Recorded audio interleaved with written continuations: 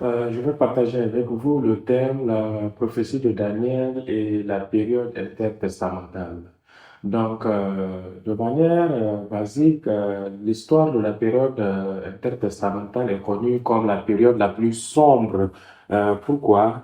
Parce que beaucoup de théologiens pensent il n'y a pas beaucoup d'écrits par rapport à cette période, surtout parce que la Bible ne dit pas beaucoup par rapport à cette période. Donc, il n'y avait pas de prophétie et il n'y a pas beaucoup d'enseignement et de la proclamation de la parole de Dieu en ce moment. Et beaucoup de gens pensent que c'est la période donc de ténèbres.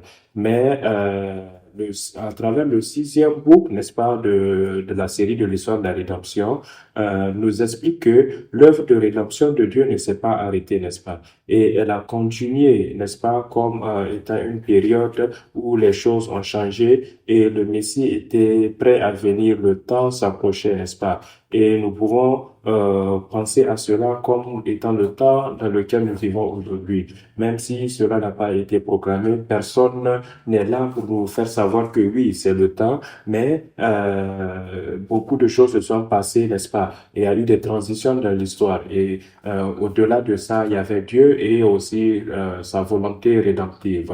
Donc Dieu a donné ses prophéties dans le à travers le livre de Daniel, et nous allons voir certaines de ces prophéties en Daniel chapitre 2, 6 et 7, et nous allons penser au royaume dont Daniel a prophétisé à travers Nebuchadnezzar et aussi allons dans Daniel chapitre 2, versets 31 à 35. C'est là où le roi Nebuchadnezzar avait fait un rêve, n'est-ce pas? Et il voulait que son rêve lui soit expliqué, interprété. Mais il avait même oublié son rêve, n'est-ce pas? D'autres leaders, d'autres magiciens, d'autres savants, d'autres sorciers du royaume de Babylone n'ont pas été mesure, en fait, d'interpréter ni de lui dire ce qui a été son rêve. Mais Daniel, par la sagesse et la révélation de Dieu, a été en mesure de dire au roi son rêve et d'interpréter son roi. Il dit, roi, voici ton rêve. Donc, c'est la première partie donc de l'explication que nous allons voir. Il lui a dit quel est le rêve qu'il a eu. Verset 31 à 35. Ô roi, tu regardais et tu voyais une grande statue. Cette statue était immense et d'une splendeur extraordinaire. Elle était debout devant toi et son aspect était terrible. La tête de cette statue était en or pur. Sa poitrine et ses bras étaient d'argent. Son ventre et ses cuisses étaient d'airain, ses jambes de fer, ses pieds en partie de fer et en partie d'argile. Verset 34. Tu regardais lorsqu'une pierre se détacha sans le secours d'aucune main, frappa les pieds de pierre et d'argile de la statue et les mit en pièces. Alors le fer, d'argile, l'airain, l'argent et l'or furent brisés ensemble et devinrent comme la balle qui s'échappe d'une ère en été. Le vent les emporta et nulle trace n'en fut retrouvée, mais la pierre qui avait frappé la statue devint une grande montagne et remplit toute la terre. C'est la parole du Seigneur. À partir de ce rêve-là, si nous continuons dans les versets au chapitre 2, Daniel a interprété ce que sont ces images et les parties de ce qu'elles représentent. Alors, nous allons voir cela de manière détaillée et comme vous pouvez voir, nous avons Daniel chapitre 2, chapitre 7 et chapitre 8. Et ces rêves et ces visions ont quelque chose de parallèle dans leur signification. Donc, pensons donc premièrement à l'image que nous venons de voir, la tête d'or. Et lorsque nous pensons à cela, ces bêtes, ces images de ces idoles et de ces statues, de ces choses matérielles, de ces bêtes, de ces animaux, représentent les royaumes qui vont dominer sur le peuple de Dieu et les opprimer et leur infliger des oppressions, des douleurs, des souffrances. Et nous voyons dans Apocalypse qu'il y a une bête qui va sortir donc des eaux et aussi de la terre. Nous avons vu le dragon, n'est-ce pas, la bête, le dragon. Et même dans Genèse, l'être humain a failli Pourquoi? À cause de la bête qui est appelée le serpent. Alors, nous pouvons avoir une compréhension claire de ce que la bête veut dire dans la Bible. Et nous pouvons comprendre dans quel genre de temps nous vivons. Donc, la tête alors, dans Daniel chapitre 2, verset 32, n'est-ce pas? Daniel explique que la tête là représente Babylone. Babylone était connue pour avoir de l'or pur. Elle était connue pour ses grandes statues, ses grandes images qu'elles avaient, ces grandes statues de lions, d'aigles. Donc, versets 32 et 38, elle dit que toi, roi, tu es le roi des rois, à qui le roi, le Dieu Tout-Puissant, n'est-ce pas, a donné toute la gloire. Tu es la tête d'or. Donc, Babylone est la tête d'or. Et nous avons donc la poitrine et les mains qui représentent la Perse. Donc, sa poitrine et ses bras étaient d'argent. Donc, c'est l'empire perse, n'est-ce pas? Mais Perse était aussi connu pour avoir de l'argent, n'est-ce pas? Troisièmement, nous avons le ventre et les cuisses étaient des reins, n'est-ce pas? Le ventre et les cuisses étaient des reins qui représentent la Grèce.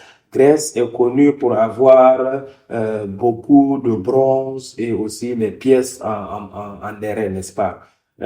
Ou en bronze, n'est-ce pas? Et ils ont cette capacité donc de travailler les reins et de donner des formes à cela. Donc, le ventre et les cuisses étaient en airain. Et après cela, l'empire est divisé, l'empire de Grèce est divisé donc en 4 parties, en 3 royaumes, qui a été dirigé par Alexandre le Grand qui est mort. Donc, ici on a donc les jambes en fer qui représentent Rome. Et Rome est connu pour avoir beaucoup de fer pour former, n'est-ce pas, les armements, etc. Et après Rome, après le régime romain qui a été détruit, il y a eu il y a eu un mixage des Romains avec d'autres nations qui ont dirigé, qui ont gouverné le monde. Donc, c'est le temps entre le régime romain et aussi ce qu'on appelle la nation de l'Antichrist. Et ensuite vient l'Antichrist. Et enfin, nous avons établi à travers, n'est-ce pas, est établi à travers l'argile, n'est-ce pas? Et ça, l'établissement du royaume de Dieu, la pierre qui est tombée pour briser tout cela. Et cette pierre représente Dieu, Jésus et la parole de Dieu. Et si nous faisons le parallèle de ces images dans Daniel chapitre 7, nous voyons un lion avec des ailes d'aigle, n'est-ce pas? Et il représente aussi l'image que nous voyons dans Babylone. Et ensuite, nous avons un second animal, n'est-ce pas, qui est semblable à un ours, n'est-ce pas?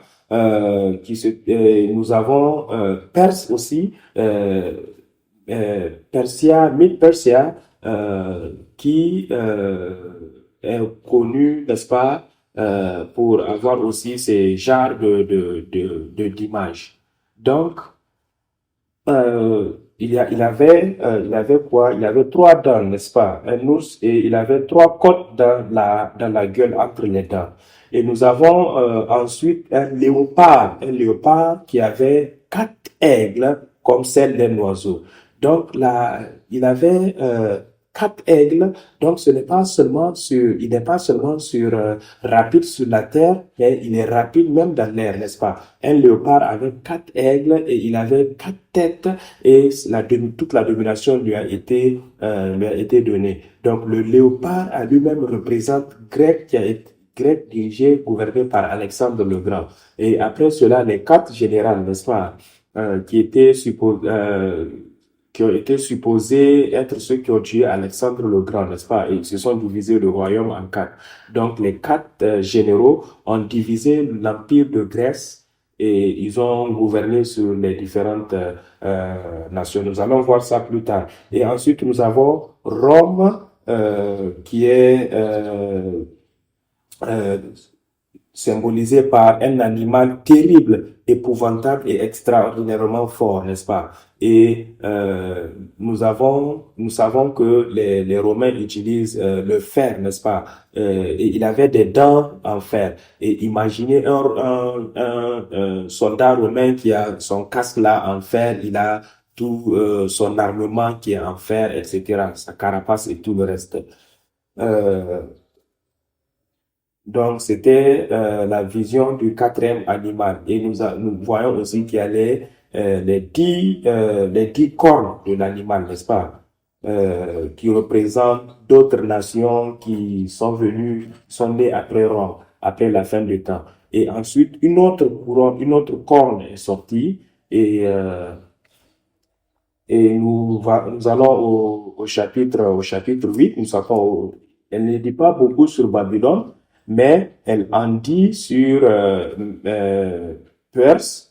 Et nous avons au chapitre 8, versets 3 et 4, je regardais et voici un bélier se tenait devant le fleuve et il avait des cornes. Ces cornes étaient hautes, mais l'une était plus haute que l'autre. Donc, je vis le bélier qui frappait de ses cornes à l'Occident, au septentrion et au midi. Donc, ici, ça détermine Perse, n'est-ce pas, Arménia et les autres régions. À l'ouest, nous avons Babylone, Syrie, et aussi au sud, nous avons l'Égypte. Donc, Perse devrait conquérir le nord, l'ouest et aussi le sud. Et Ésaïe a prophétisé que Perse va conquérir un très grand espace, n'est-ce pas? Ensuite, la Grèce qui est représentée toujours au chapitre 8, n'est-ce pas? Et en ce temps, c'est au chapitre 8, le verset 5. Et comme je regardais attentivement, voici un bouc venu de l'Occident et parcourait toute la terre à sa surface sans la toucher. Ce bouc avait une grande corne entre les yeux. Donc, il avait une petite corne qui est sortie après les 4 cornes, selon Daniel chapitre 8, verset 8 à 22. Donc, nous avons les 4 cornes. Après les 4 cornes sont sorties, il y a eu une corne qui est sortie qui représente l'antichrist, donc Antiochus le quatrième. Nous allons parler de ça plus tard. Donc, c'est en résumé la vision que Dieu a donnée à Daniel et aussi au roi Nebuchadnezzar, et il a permis à Daniel d'interpréter cela pour nous faire comprendre que ce n'est pas seulement une histoire immédiate qui va arriver au temps de Daniel ou bien pendant le temps ou après le temps de Daniel, mais c'est aussi une image ou un modèle de ce qui va se passer au dernier temps. Et c'est aussi euh, les 4 royaumes qui vont gouverner ce monde, n'est-ce pas? Les 4 bêtes. Donc ce thème, nous pouvons le voir de Genèse jusqu'à Ézéchiel, il est prévalent et jusqu'à Daniel et jusqu'à Apocalypse. Et dans Genèse chapitre 14, nous pouvons voir que Abraham, qui luttait contre les 4 royaumes et aussi ces noms représentent ces 4 nations-là, il a gagné, il a été victorieux en les chassant des frontières de la terre que Dieu lui a promis, n'est-ce pas? Donc, ce que nous avons besoin de savoir, nous aussi, à la fin, n'est-ce pas? Et là où Abraham les a fait sortir, il les a poussés, il les a repoussés jusqu'à Cuba au nord, euh, il y avait la rivière, le fleuve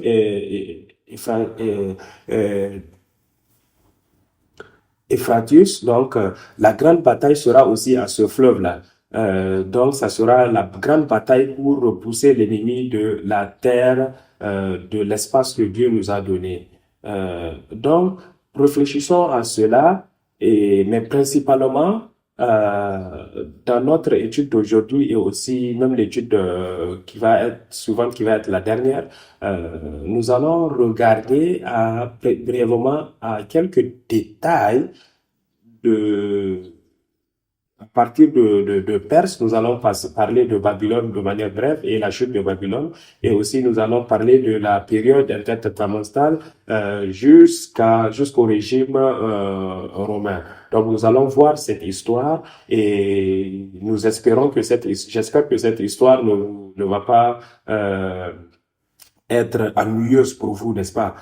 Mais essayez de voir, de comprendre le travail, l'œuvre de Dieu dans cette histoire. Et c'est une histoire qui s'est passée juste avant la venue de Jésus. Et je crois que nous vivons dans ce type d'histoire, dans ce type de temps, n'est-ce pas?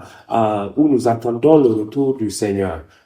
Et quels sont les types de choses qui se passent juste avant le retour de l'Éternel? Cette histoire met l'accent sur la terre de Juda, l'endroit que Dieu a donné à son peuple. Et ce qui se passe autour et dans cette terre, celui qui prend le contrôle de cette terre et comment ce peuple réagit et comment Dieu utilise cela pour préparer la venue de Jésus.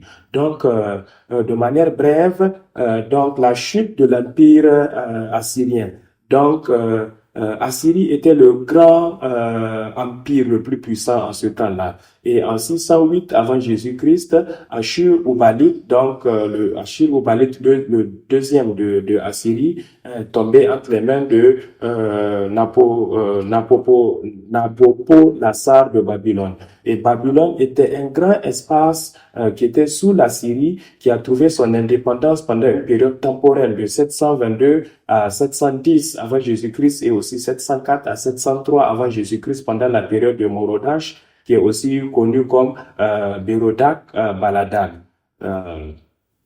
Ensuite, pendant ce temps, Assyrie a aussi conquis Israël du Nord, n'est-ce pas, en 722 avant Jésus-Christ. Et ensuite, Babylone a pris Assyrie et a envahi Assyrie et est devenue la plus grande puissante. Et Babylone aussi est tombée, n'est-ce pas? Et pendant le temps des Babyloniens, ils ont conquis Juda, Juda du Sud, n'est-ce pas? Israël du Sud. Et Belshazzar de Babylone a été détruit, n'est-ce pas, par Darius le deuxième, qui est aussi connu comme Siarcérès deuxième, n'est-ce pas? Son nom c'est en hébreu et l'arménien C n'est pas prononcé C, mais C est prononcé par la lettre K. Donc Kiaxérès le deuxième en 539 avant Jésus-Christ. Donc Darius, qui était le roi du Midi, n'est-ce pas? Et c'est Perse du Midi et le roi de Perse et qui est connu comme étant le roi Cyrus ou bien Curious. Donc, nous pouvons voir ça en Daniel chapitre 5, versets 30 et 31. Donc, Babylone est tombée entre les mains de Persia du Midi et ce règne perse a duré de 539 à 331 avant Jésus-Christ. Voyons cela avec plus de détails.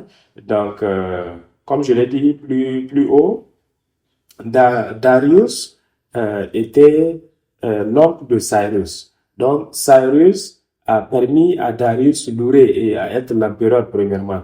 Mais Darius n'était pas quelqu'un de très malin ou d'aussi puissant que Cyrus. Donc, Cyrus a fini par prendre le pouvoir. Et comment il s'est arrangé pour dominer toute la région?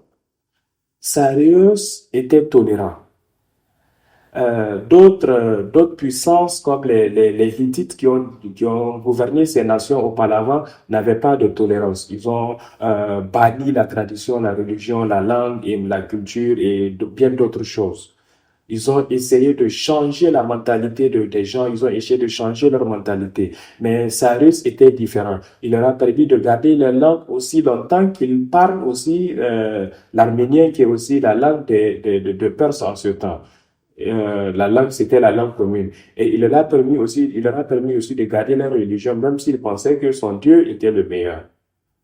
Et Cyrus aussi comme je l'ai dit plus haut, c'est le neveu de Darius, n'est-ce pas? Et il était grand, c'était lui le cerveau derrière le règne de Darius. Et Cyrus a officialisé son règne de 539 à 538, entre 539 et 538 avant Jésus-Christ. Et il a donné ce décret en Israël pour retourner, pour commencer la reconstruction du temple, n'est-ce pas, en 536.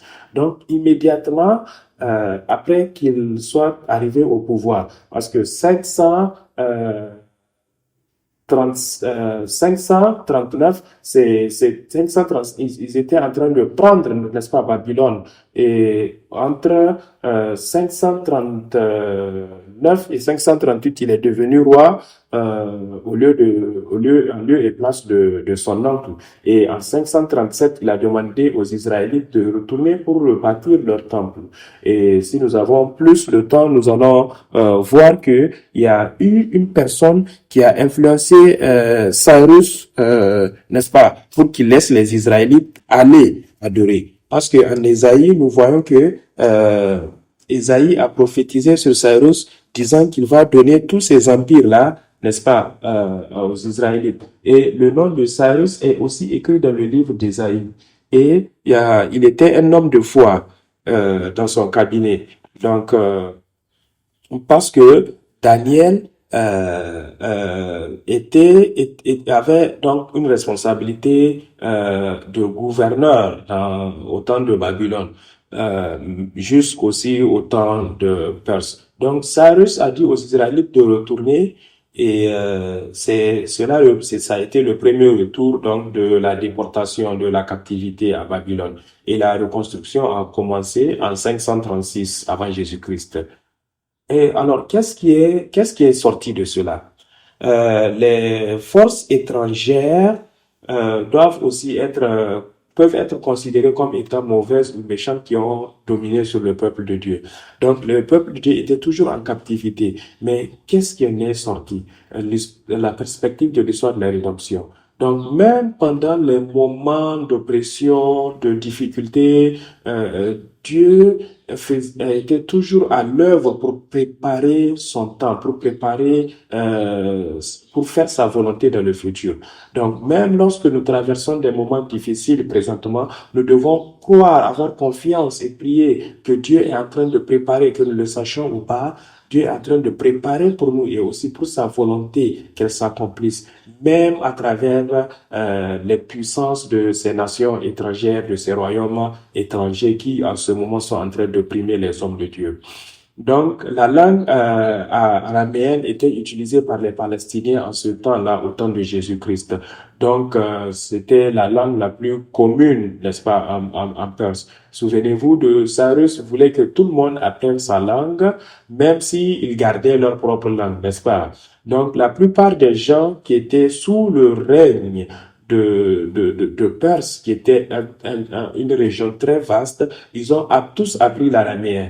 Donc, au temps de Jésus, tout le monde parlait l'araméen, même si ils parlaient aussi le grec. Mais c'est comme si ici au Singapour, la langue commune, c'est l'anglais, n'est-ce pas? Mais la première langue parlée, c'est le chinois. Si nous parlons ici en Asie, les gens vont commencer d'abord à parler. Si tu as l'air asiatique, les gens vont parler premièrement le chinois avec toi. Donc, en ce temps-là, la langue commune, c'était le grec, mais ils parlaient entre eux l'araméen. Donc, une autre chose aussi, c'est la diaspora. Diaspora veut dire la dispersion. Diaspora a eu lieu parce que au temps de Cyrus, il a permis aux gens de migrer, n'est-ce pas, d'aller dans différentes régions. Et il a permis aux Israélites de revenir à leur propre ville, n'est-ce pas, ça c'est une partie, mais beaucoup de gens se sont éparpillés dans dans les régions babyloniennes. Et à chaque fois que les Israélites se trouvaient dans un endroit, ils établissaient une synagogue. Donc c'est pourquoi au temps de Paul, il y avait des synagogues partout. Parce que pendant ce moment, les enfants d'Israël qui ont perdu le temple, donc ils voulaient adorer quelque part. Donc, dans chaque région où ils se trouvaient, ils commençaient à bâtir des synagogues, à construire des synagogues. Et donc, c'était une préparation que Dieu permettait à ses enfants de faire pour l'évangélisation qui allait venir plus tard. Et vint ensuite Artaxerxès de Perse. Vous pouvez certainement vous rappeler avoir vu quelqu'un qui s'appelle Artaxerxès dans l'un des films, 300 000. Donc, c'est le petit-fils de Cyrus et il a il a régné de 464 à 423. Il a lutté contre les Grecs qui dominaient l'Égypte, n'est-ce pas? Et après en ce temps-là, l'Égypte était une très bonne terre et une terre que tout le monde voulait conquérir. Alors, il voulait lutter contre l'Égypte. Il a commencé donc une campagne militaire. Et pour aller de Babylone, si je peux dessiner ici, Babylone, Babylone et Perse étaient de ce côté, et l'Égypte était de ce côté. Et là, c'était Israël. Là, c'est Israël. Donc, pour arriver à l'Égypte, Israël était une localité très stratégique et une place très locale. Et ce que Artaxerxès voulait faire, il voulait construire une muraille. Il voulait construire des murailles ici pour que cela puisse être une sorte de protection, n'est-ce pas? Et une sorte de défense lorsque les Égyptiens voulaient attaquer et envahir aussi les envahir. Donc, Israël était donc un endroit très stratégique pour eux. Donc, c'était une localité très importante pour accomplir cette mission parce que c'était le peuple ou bien le pays le plus proche où il pouvait organiser son armée, n'est-ce pas? Donc, il a permis aux Juifs de reconstruire la ville et il voulait que...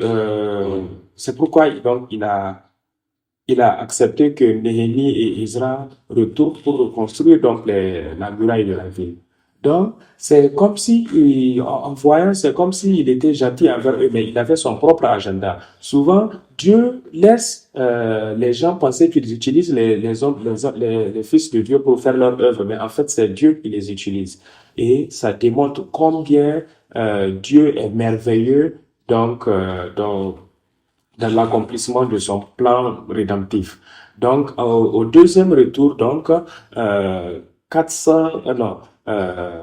458 était le deuxième retour au règne du roi Artaxerxès. Et qu'est-ce qui était le résultat? Donc, les gens qui sont les enfants d'Israël, ou bien le peuple d'Israël, de Juda, qui étaient revenus, se sont retrouvés isolés. Donc, ça veut dire il n'avait plus il y avait personne qui venait vers eux donc de la nation étrangère. C'est comme si maintenant ils se sont repentis de ce qu'ils ont fait de mal, qui les a amenés à être pris comme captifs. Donc et jusqu'à perdre le temple.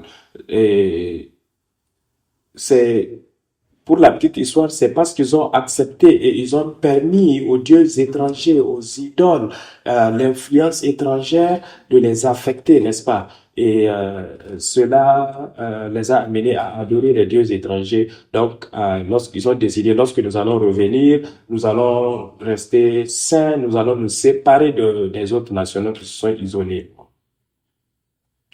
Et par la grâce de Dieu, les Juifs ont grandi en prospérité. Et pendant ce temps, les Juifs se sont isolés et ils ont commencé à mettre l'accent sur la parole de Dieu. Souvenez-vous, pendant la captivité, ils ont perdu donc les écrits de la parole de Dieu, ils ont perdu le temple. Donc, en ce temps, ils se disaient, nous avons besoin de préserver la parole de Dieu.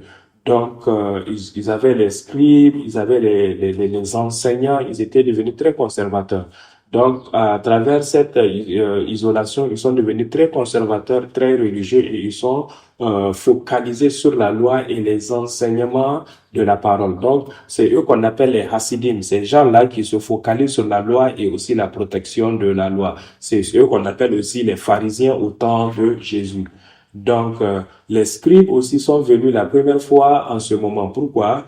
Parce qu'ils voulaient produire en masse la Bible et ils voulaient s'assurer que les manuscrits de la Bible étaient copiés sans aucune erreur. Donc, ils avaient établi des règles très strictes pour tous ceux qui allaient copier la Bible et aussi produire les manuscrits. Comme, par exemple, à chaque fois qu'ils allaient écrire le nom de Dieu Yahweh, euh, le scribe et que le scribe doit écrire, il doit d'abord se laver, prendre une douche, n'est-ce pas, venir écrire une lettre. Donc, si Yahweh apparaît plusieurs fois, il va se toucher plusieurs fois sur une page avant d'écrire cela. Donc, s'il fait aussi une erreur, il va devoir jeter toute la Bible pour refaire encore une autre. Mais plus tard, cette règle aussi a été abolie. Donc, le troisième retour, c'était en 444 avant Jésus-Christ. Donc, réfléchissant par rapport à ce schisme samaritain, et nous allons continuer la suite, le temps des Grecs et aussi des Romains plus tard, prochainement. Donc, le schisme samaritain est devenu, c'est encore aggravé au temps où Juda a été pris en captivité. Donc, il y avait eu des gens qui se sont échappés et ils sont allés à côté en Samarie pour épouser donc les femmes là-bas. Et donc, leurs enfants étaient un mélange du sang juif et aussi du sang païen. Et cette génération et les générations d'après eux, c'est eux qu'on appelle les Samaritains.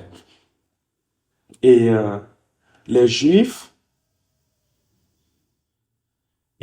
étaient très irrités contre le fait que ces peuples-là ont trahi leur nation, ils ont trahi Dieu, ils ont trahi leur peuple et ils sont allés vers la Samarie. Et donc, quand ils sont revenus, ils ne l'ont plus considéré comme des êtres humains, ils les ont considérés même plus bas que les païens. Et la haine était extrême. Donc, la Samarie se trouvait entre Galilée et Judée. Euh, donc, voilà la mer Méditerranée. Là, c'est Galilée. Là, c'est Galilée, la mer de Galilée ici. Et ici, vous avez la Samarie. Et là, c'est Jérusalem. Donc, cette zone-là de la Samarie, euh, en fait, pendant que le gouvernement était divisé, la Samarie était située entre Galilée et Judée. Et lorsque les Juifs se sont exilés, certains Juifs se sont mariés aux femmes qui étaient en Samarie. Et pour les Juifs, le mariage interculturel est un mariage abominable. Tout de même, Samarie consistait ou bien avait des descendances de mariage interculturel. Et ils avaient aussi les croyances juives et aussi ils avaient bâti leur propre temple et bien d'autres choses. Et nous voyons lorsque la femme samaritaine a vu Jésus, lui a demandé où devrons-nous adorer, n'est-ce pas? Donc elle parlait donc du mont Garizim qui était en Samarie, à Shechem, et il y avait un temple là-bas, ou bien le temple à Jérusalem. Donc, où est-ce que nous allons aller pour adorer? Donc, pour eux, c'était une insulte aux Juifs, n'est-ce pas, pour parler aux Samaritains. Et cela veut dire que les Samaritains aussi détestaient les Juifs. Pourquoi? Parce que les Juifs avaient accusé ceux qui se sont mariés aux Samaritains comme étant les puissants qui ne se sont pas exilés, mais ils vivaient de manière paisible pendant que les autres se faisaient opprimer par leurs ennemis. Donc, ce sont les Samaritains qui ont stoppé de manière violente la construction du temple de Jérusalem pendant 16 ans.